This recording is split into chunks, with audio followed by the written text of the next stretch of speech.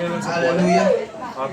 If you have your Bible, lahat ng Christian nga, sabing Amen. Amen! Amen. Wala akong konti lang yung narinig ko. Amen! Amen. Hallelujah. Save the last for the best. Save the last for the best. Thank you, Jesus. Okay, so The Bluetooth device is ready to... let us go to the Bible, mga kapatid, direct. Ay, very, very cutesy. Sana, patuloy natin makakasama. Yes, sana daw. VIPs. Sana. Sister Nicole, Sana. Brother Wayne, Samuel, and Lexi. No? Your future is brighter than ever before. Amen! Hello? Dito, magsusulat ako. May kausap po ba ako? Amen! Your future is brighter than you could ever before or you could ever imagine. Please open with me in the book of Psalms chapter 55.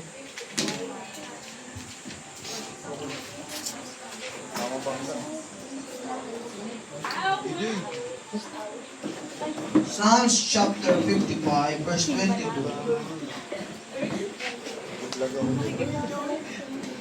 Okay?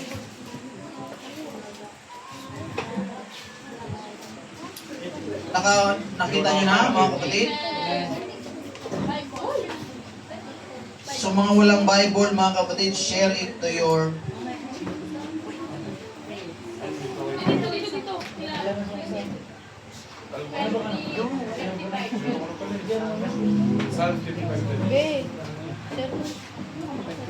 share it to your friend. 55 verse 22. Cast thy burden upon the Lord, and He shall sustain thee. He shall never suffer the righteous to be moved. Sa Tagalog, sa inyong lingwahe, ilagay mo ang iyong pasan sa Panginoon at Kanyang aalalayan ka. Hindi niya titiising makilos kailanman ang patuloy. Amen! Wow. Kahit niya magsabing wow. Cast your cares on the Lord, and He will sustain you. He will never let the righteous be shaken. Wow. Sa mga ganito, nais ko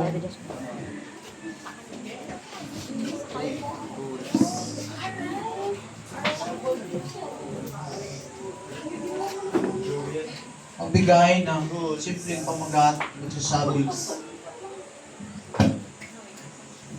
give it to Jesus. Ang subtitle, ibigay mo na, best. Ibigay mo na, Ben! Give it to Jesus. Let us pray, mga kapatid. Amen. Sabihin mo sa katabi mo ngayon, salamat sa Diyos, kasama kitang muli. Kumumay ka ng 5 katao. 5 katao. 5 lang. Itian mo naman. You may be seated in the presence of the Lord. Ari na po tayong makaupo, mga kapatid. Where's my pot, Ben? Miss you, bro. Not anymore.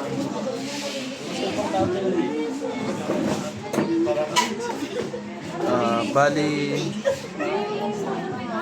Life's challenges or worries can be overwhelming. Yes. Sabihin mo sa katabi mo, huwag mo muna akong chismisin. Huwag na muna Sabihin mo rin sa katabi mo, huwag ka munang mag-cellphone. Huwag ka muna Okay? Itago mo muna, kahit hindi na i-correct siguro muna. Itago muna. Pwede na patay. Or i-silence. Pwede mo na siya i-close kasi baka di masave. Hallelujah. Now, life's challenges can be overwhelming. Mga kapatid, sino ba ang dumaranas dito ng challenge? At sino naman yung wala pang challenge sa buhay? Yung laging nakangiti kahit mag-isa. Ano ba yun? Now, sa buhay is we are subject to challenge or challenges. And sometimes it is so hard to let go of the burden sa buhay po ng bawat isa. In fact, many people struggle to let go of their burdens. Yung mga bigat. Maraming tao ang masaya, nakangiti kapag kasama ka, pero pag uwi sa bahay, biglang mag-uuling, Lord,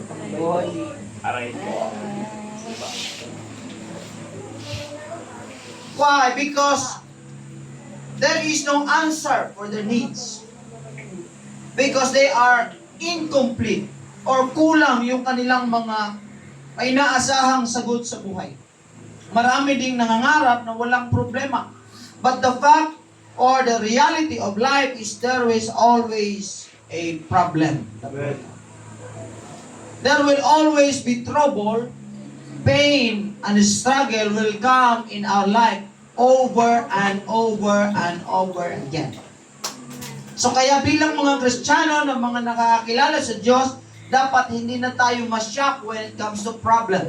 Yes. Amen. Bakit ang tao natatakot sa problems? Because they are not ready. Natatakot ang tao magkaroon ng problema because they are not strong enough or they are not ready enough to face the problem. Pastor, how can I be ready to face the problem if the problem is my face?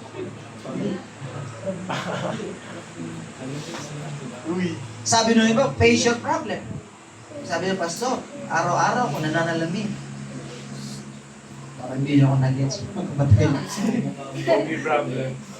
Kung harapin mo ang problema, kaya lang pag nakaharap ka sa salamin, problema din. Okay, pero kidding aside, laging may problema sa buhay. Mahirap ka mayaman o mayaman, maganda ka o unique, wapo ka o unique, ang itsura. Ano man ang kulay ng balat, ano man ang background, ethnicity mo, isa lang ang common sa buhay na ito. Mayroon talagang pagsubok. Amen. At bilang mga Kristiyano, hindi tayo dapat natatakot sa pagsubok. Why? Because kilala natin kung sino yung kasama natin. Kilala natin kung sino yung pinaglilingkuran natin. Kilala natin kung sino ang Diyos na sinasamba natin, na nagbibigay sa atin ng kalakasan sa bawat pagsubok na dumarating sa atin, mga kapatid. Now, the Bible itself command that we have to cast our cares, na ibigay natin ang ating mga burdens sa Panginoon. Na ibigay natin sa Panginoon, mga kapatid, whatever cares we have. Hello? Amen. Now, maraming tao ang hard to let go. Amen. It is so difficult. Lalo na maraming mga kabataan dito. Diba? Nabigo ka sa pag-ibig. Ang hirap i-let go. Na bakit tayo nahihirapan mag-let go? Because we don't know and we are not prepared. Hindi natin kilala ang Diyos una. Hindi natin alam kung ano ang plano ng Diyos sa ating pong mga buhay. Kasi kapag alam mo kung anong plano ng Diyos, whatever comes in your life, whatever comes your way, accepted mo yon. Bakit? Kasi nga ang Diyos kilala mo sa buhay mo. Na anuman ang ipahintulot ng Diyos mangyari sa akin, anuman ang kuhain ng Diyos mula sa akin, alam ko, may best plan ang Diyos sa buhay ko. Amen! So, it is not difficult to let go of the burden kapag nasa Panginoon tayo. Pero kapag wala tayo sa Panginoon, mahirap, mga kapatid. Yung problema mo sa Mumbai, Diba? Mga nanay, tatay. Wala naman sigurong Bombay dito, no? Problema sa utang. Problema sa pamilya. Problema pa paano papalaki, paano mapapag-aral ang kailang mga anak. Problema sa pangangailangan sa bahay. Amen? Yan yung mga burden sa atin. Kaya pagka dumarating ng mag-isa ka na lang, inisip, anong gagawin ko? May problema sa family. May problema sa iyong mga anak. May sakit pa si brother and so, mga kapatid. Nagkaroon pa ng problema. So sometimes kapag nagdudwell tayo sa ganung mga bagay, mga kapatid, ang hirap natin ma-appreciate yung beauty at ng kagandahan ng Panginoon, mga kapatid. Amen. Hindi natin ma-appreciate yung mga ginagawa ng Diyos if we look too much sa mga problema. Pagka nakikita ka, ano yung itsura, puro problema na lang. Yung mga kabataan, ayaw nila sa halos sa tahanan nila. Tama ba? Mas maraming nag-i-enjoy sa labas. Nag-i-enjoy sa barkada. Kasi sa barkada, puro kulitan lang. Puro gagawin lang, positive lang. Pero pagdating sa bahay, influence kasi sila kung ano yung atmosphere na binibigay, dinadala ng kanilang mga magulang. That's why it is so important bilang mga tatay, bilang mga magulang, na nasa presensya kayo ng Panginoon. Dahil ang fulfillment ninyo, ang kagalangan na tunay, ang kapayapaan na tunay, ang kaayusan na tunay, nasa Panginoon. At kapag ka nasa Panginoon ka, nadadala mo sa tahanan mo. At kapag ka nasa tahanan mo, nadadamay yung mga anak mo sa kapayapaan na mayroong pagaling sa Diyos. Kaya maraming family ang kahit may pera, wasak. Hello? Hindi dahil kasalanan ninyong mga anak. Hindi dahil sino yung kasalanan. No. Walang pwedeng, si ano kasi, si so kasi, si ano. Yes, nandun na tayo. Pero ang pinaka-realidad sa buhay, because God is absent sa buhay ng tao. God is absent sa buhay ng individual. Hindi kung sino-sino man lang isisihin natin, kundi bawat isa, mga kapatid. So therefore, kailangan nating pagsikapan na manatili tayo sa presensya ng Diyos para mabuo muli yung plano ng Diyos na kaayusan, na kapanatagan, na kapayapaan, na kagalakan sa buhay natin. We have to work sa ating pong mga buhay. We have to insist ourselves to God, mga kapatid. Kailangan nandoon tayo sa presence ni Lord dahil siya lang ang magpuproduce, mga kapatid, ang tunay na kaayusan. Amen. Now, what does it mean to give our worries and cares to God? Bakit? Anong ibig sabihin, Pastor? Nang ibigay mo sa Diyos. Diba? Why give it to God? Kung kaya ko naman. May problema ako. Bakit ko ibibigay sa Lord? Kayang-kaya ko naman. Tingnan mo, maraming nagtitiwala, sabi ng Biblia, tumiwala ka sa Diyos, not your own. Tumiwala ka sa Diyos. Trust in the Lord with all your heart. Lean not on your own understanding. Now, why give it to the Lord? Ang question ko sa inyo, bakit kailangan nating ibigay sa Diyos yung mga worries mo? Kung ano man yung worries mo, paano ako makakapagbayad? Worries mo, paano na yung pag-aaral ng anak mo? Worries mo, paano yung bill ko ng kuryente? Bill ng tubig? Paano yung rent namin? Paano ito? Paano yung future ko? Paano yung relationship ko? Parang seryoso yung mga young people. Paano yung pag-aasawa ko? Baka magkakaroon ng World War III, hindi pa ako nag-aasawa. Pastor, wala bang naliligaw sa akin? Ilang taon ka na? Magka-13 na ako. No. Matulog ka kaya? Baka lutang ka lang. Diba? We have to give it to God, unang reason. Because He is sovereign. Amen. Amen. Wow. Hindi ko namin yung kanta yung sabi, wow. Wow. He is sovereign. Bakit kailangan mong ibigay yung challenges, yung mga worries mo sa Panginoon? Bakit? Because He knows everything. Because He is in control of everything. Siya ay makapangyarihan sa lahat. He is not relying on anybody or anything or anyone. He is self-sufficient.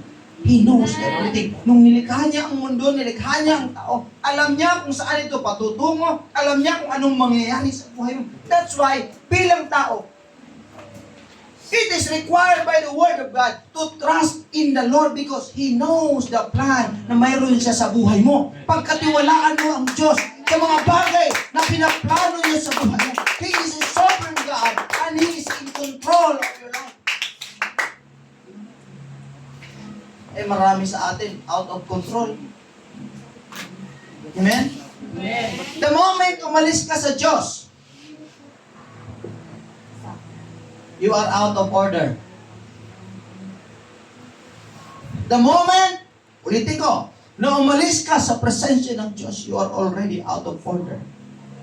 At ang patutunguhan ng tao na wala sa Diyos, continuous distraction. Continuous failure, mga kapatid. Continuous hopelessness. Sadness. Misery. Pain. Lahat ng mga negatibong bagay, mga kapatid. It is a continuous negative. Why? Because the only source ng fulfillment natin sa Panginoon.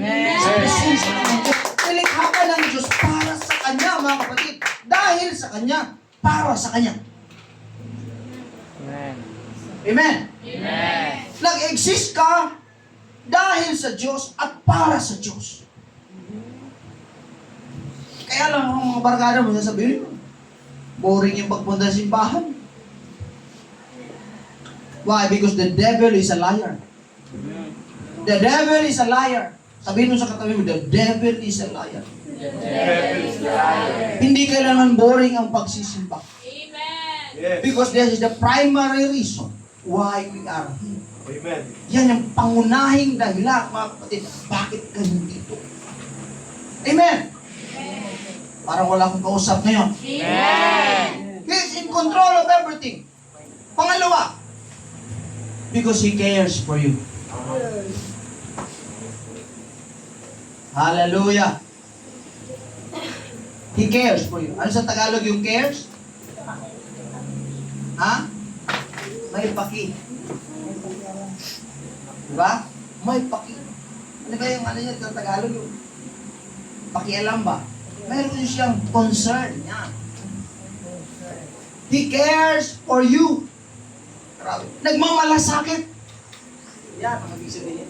Because nagmamalasakit ang Diyos. Sa buhay na ito, kukunti lang nagmamalasakit sa atin. Yes. Amen. Tama ba? Amen. Kukunti lang yata yung narinig. Tama ba? Amen. Sa church lang, mararamdaman mo yung tunay na malasakit. Amen. Sa cell group lang, doon may nagmamalasakit sa iyo. Paano mo hanapin yung mga taong nagmamalasakit sa iyo? Kung totoong nagmamalasakit sila sa iyo, may pakialam sila at nagmamahal sila sa iyo, anong gagawin? Dadalhin ka nila sa maayos. Amen. Dadalhin ka na nila sa maayos na lugar. Isa dyan, dadalhin ka nila sa Panginoon. I want you to understand the original intent of God in your life. Yung unang intention ng Diyos, bakit ka nilikha ng Panginoon, is for you to serve Him. Talagang disenyo ka talaga ng Panginoon para sa Kanyang presensya. Amen. At magpo-function ka lang, matutupad lang yung pangarap ng Panginoon, yung dahilan ng Panginoon bakit ka nilikha when you are in the presence of God. Pero kapag wala ka doon sa presensya ng Panginoon, parang may something na nawala. Yes. There is something wrong with you. Wala ka sa Diyos. Why? Because you are in the original place dapat, which is the presence of God. Ngayon umalis ka. Ayoko na magsimpa. Doon na lang ako sa barkada. Siyempre, ang barkada mo, anong gagawin? Kaya ang barkada, kapag ka, sa labas, kapag ka may problema ka, tara, shut na lang natin. Diba? Bilog. Tara. Na-shut mo na. Magkano yun ngayon? Una, nawalan ka ng pera. Anong problema? Stephanie. Malibang kung palibre ka lang ng palibre. Una na, wala ka ng pera. Pangalawa, kapag hindi nagkaunawaan sa grupo, mag-aaway kayo. Mamaya, magbarangay pa. Pangatlo, kinabukasan, hangover. Masakit ulo. Yung problema mo, hindi mo. Nandun pa rin. So, doble-doble. Hindi talaga yun. At yan ang laging sinasabi ng kaaway, ang sagot, isang tagay sa buong barangay.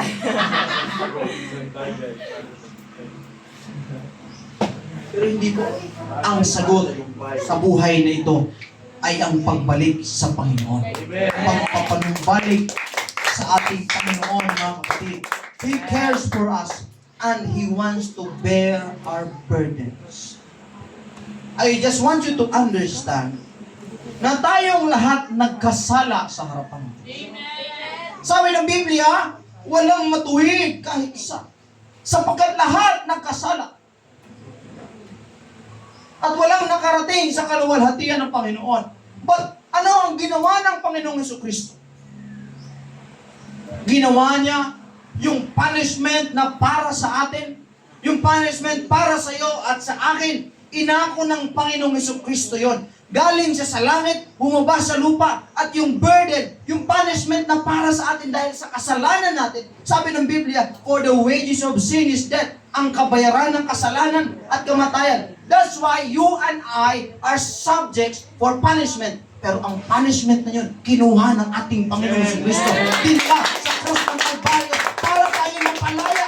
That's the proof na siya ay nagmamalasakit sa atin. Na siya ay nagmamahal sa atin. He wants to bear our burdens. Whatever burdens you have. Eh sabi ng Lord, ikaw na napapagal. Ikaw na nabibigatan. Ito para sana magaganda sana sa mga nanay ito. Diba? Kasi iba ang challenge ng mga kabataan. Pero iba ang challenge ng mga nanay. Iba ang challenge din ng mga tatay. Bago sila umiyak, kayo maraming beses na kayo umiyak. Ang dami yun ang pinagdaanan. Yung mga kabataan, marami lang, pero mas madami kayong experience na ang dami ng beses umiyak. Ang dami ng mga peligro ang dumating sa buhay ninyo. And God is still not changed. Yes. He still wants you to come to Him. Sabi niya, lumapit ka. Ikaw na nabibigatan at napapagal. Bibigyan kita ng kapahinga. Amen. So that's the reason why we should give our burdens, our cares to the Lord. Huwag mong dalhin yung mga problema kung saan-saan. Kaya minsan kahit nandun na kayo sa party pa, nandun na kayo, di ba? Hindi mo pa rin, umiiyak ka pa rin. Bakit? Kasi nga yung bigat, hindi mo maiwan. Walang kang pwedeng paglagyan kasi nga, halos sa mundong ito, nobody cares. Hello? Amen. Sabihin mo, may nagmamalasakit sa'yo. Bukod sa pamilya mo, sino pa man yan?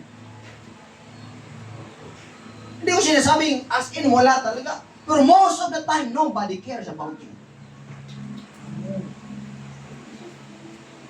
Nobody cares about me. Kung mag-fail ako sa buhay, walang magsasabi, bakit mag-fail? Bakit? Walang iiyak para sa akin. Ako lang at ang Panginoon. At nung na-realize ko na ako ay minahal ng Diyos at nagmamalasakit sa akin, there's no reason for me not to give my cares on Him. Kaya kahit anong problema dumating sa buhay ko, kahit anong pagsubok sa akin, anong challenge man yan, I still believe in the Lord. Hindi nagbabago yung isip ko. Hindi nagbabago yung puso ko sa harapan ng Panginoon. Na ibigay yung cares ko sa Panginoon. Kung tinawag na ako, siya ang bahala sa akin. Amen. High five mo ngayon katabi mo. Hallelujah. High five. Praise the Lord. So we should keep our cares on Him. For the reason, ito, ang totoo, hindi natin kayang mag-isa. Parang wala na akong rosa. Hallelujah. Sa mga kabataan lang, madalas kung ikaw lang, sapat na yung mga kabataan. Ganyan. Pag sinabi nung nililigaw, baka may iba ka. Hindi oh!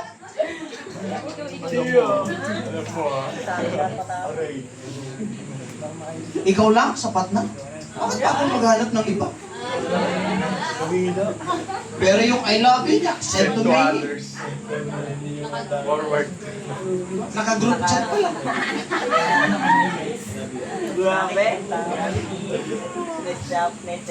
May mga nagsasabing, kung mawalay ka sa akin, hindi ko kakayanin. Totoo hindi?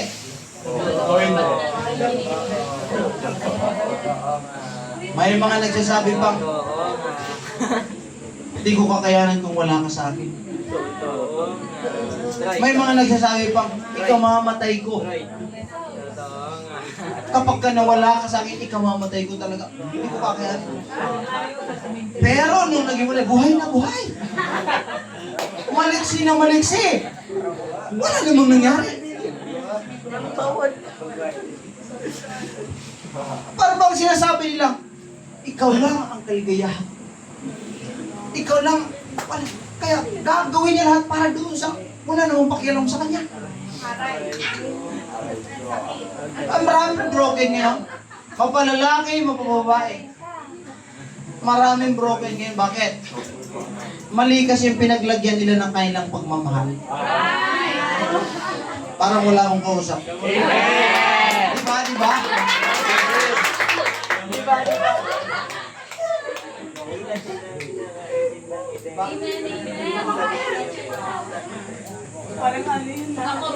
Ang daming problema, ang dami ng pagsubok.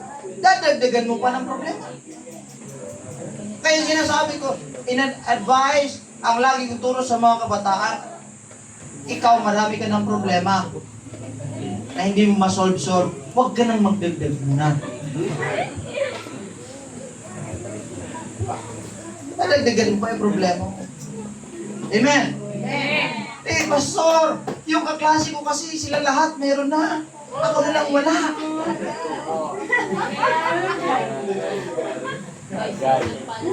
Naiinggit ka? Ha? Sabi mo sa katabi mo, parang ikaw yung sinasabi ni pastor.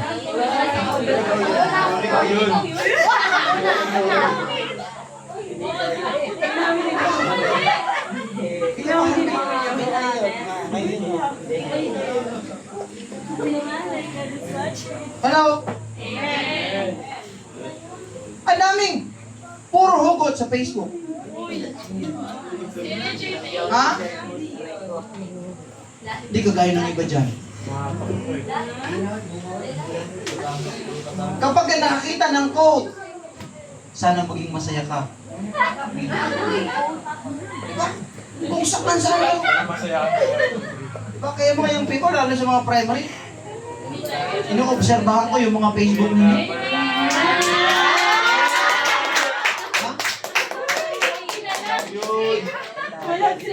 Pastor, hinahid ko sa'yo.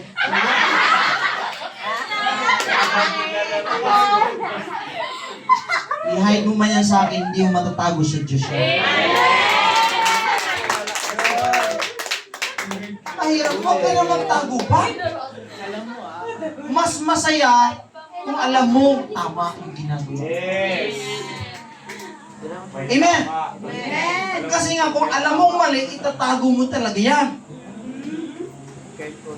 Hello? Amen. Alam ko kasi mali.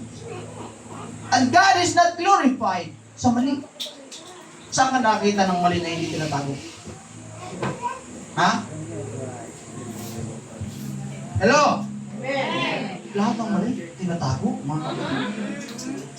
So the moment itago mo yan, alam mong mali. Pero kung alam mong hindi mali, at ang basihan mo ang salita ng Diyos, you are proud. Amen. I'm proud. Bakit kasi ba? Alam.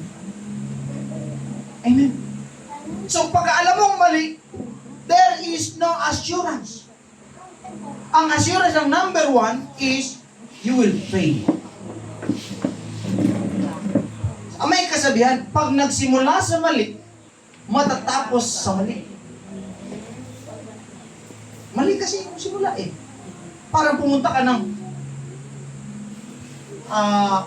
Fairview. Saan ka dadaan? Dapat dito sa Garino. Kaya lang, pumunta ka ng papuntang Garay. Sabi mo sa katayo, mali mo.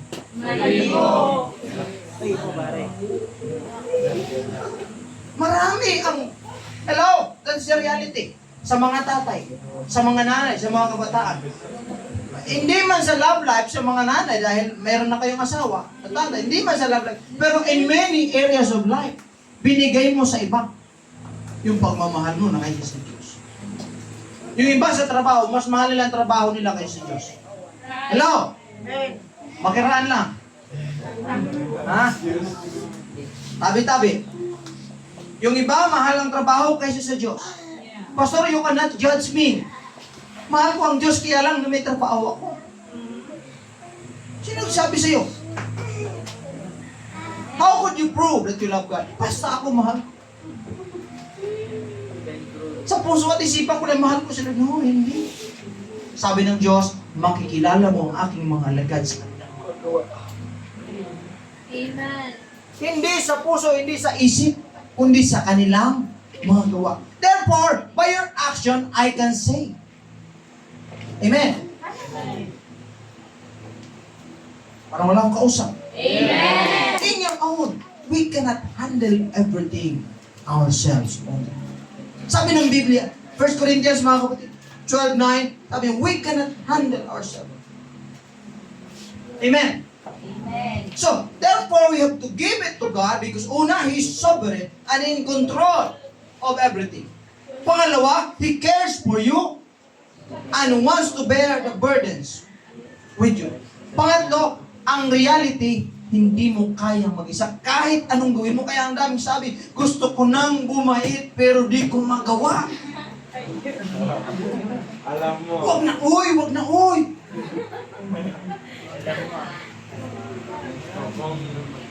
Hindi mo magawa eh. Sa Diyos lang, mga kapatid. Give it to God.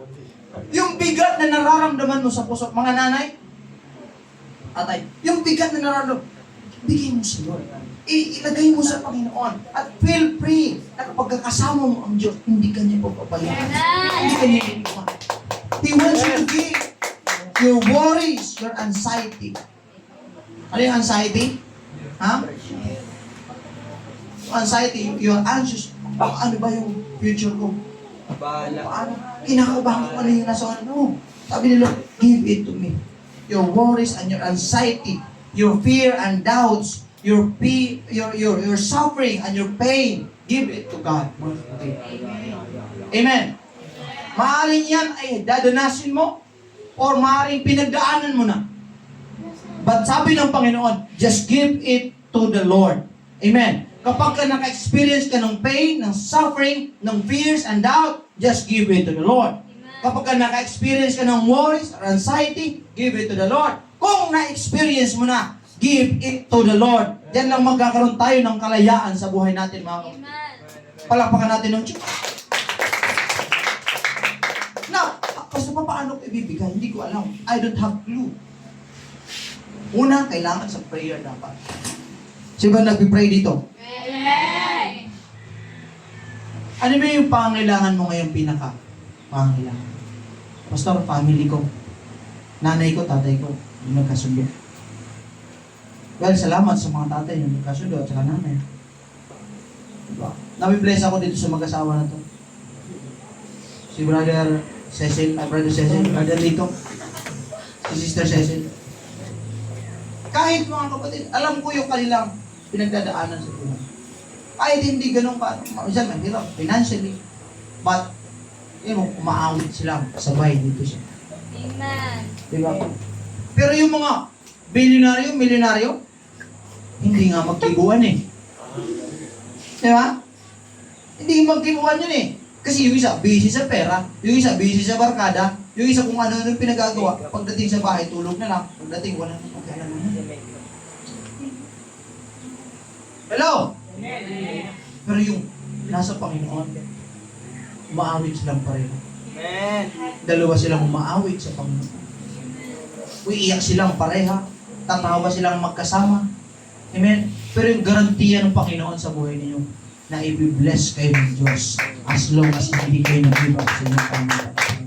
Hindi ka pababayaan talaga ng Panginoon, mga kapatid. Through prayer, through trust and surrender, give it to Him. Through faith and obedience. Hello, Pastor, nananampalataya naman ako, kaya lang, hindi ako susunod. Tingnan mo yung katasyan, hello. Hindi yun. Hindi yun. Ang faith does not work without obedience. Pastor, paano namin susundin ng Diyos? Hindi nga namin kilala eh. Hindi nga namin alam. Kaya nga may Word of God eh. At ang Word of God, hindi siya available sa... Siguro, narinig nyo, paminsan, sa palengke, wala doon. Wala sa mall. Wala sa basketball. Wala doon sa laruan. Wala sa mall. Wala sa sabungan. Sa sabungan, yung Kristo lang yung nandoon. Yung nagpapano ng manok. Pero, pakikilala mo ang Diyos, may bibigay mo lahat through the Word of God, through faith and obedience. Mga kapatid, kaya may mga pain sa buhay natin na sarili nating gawa. Amen? May mga buhay na hindi dahil sina-challenge ka ni Lord because it is the consequence of your action. Amen? May mga paghihirap, pagdurusan na hindi dahil gusto lang ni Lord i-test ka, kundi dahil consequence yan sa action natin. Pero sabi ng Biblia, kahit ganun pa man, lahat ng bagay na yan, nagkakalakip-lakip na gumagawa sa ikabubuti na ang mga umiibig sa Panginoon. Kahit pala nag-fail ka, kahit nagkasala ka, nagkamali ka, tanggap ka pa rin ng Panginoon. At gusto niya pa rin kuhain yung burden sa buhay natin. Through faith and obedience, we can submit to Him. We can give our life to Him. We can give our cares for Him. Amen. Palakpakan natin ng Panginoon. Kaya ngayong umaga mga kapatid, sa inyong buhay, siyempre meron kayong mga challenges sa labas. Iba-iba kayo ng challenge. Yung iba sa pamilya, yung iba sa pera, yung iba sa trabaho, yung iba sa emotion, yung iba sa relationship, mga kapatid. One thing in common, na gusto ng Panginoon, ibigay mo na kay Lord yan. Amen. Give it to the Lord, mga kapatid. And experience His comfort. You have to experience His peace. You have to experience the strength na ibibigay ng Panginoon sa buhay mo. Kaya ngayong umaga, mga young people, mga nanay, mga tatay,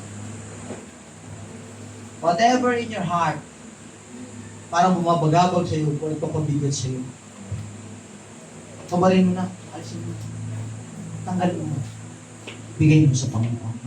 Tumayo tayong lahat, mga kapatid. Hallelujah!